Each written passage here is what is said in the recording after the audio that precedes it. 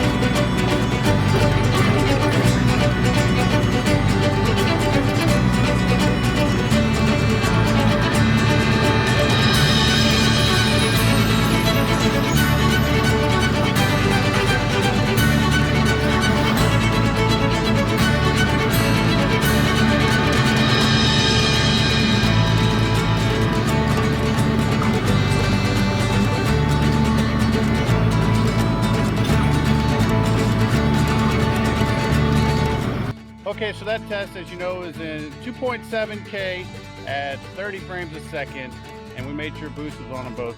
Now I'm going to go back to how I had the test set up the first time and have them both shooting at 4K. But supposedly they're possibly less stable in 4K. So let's check it out.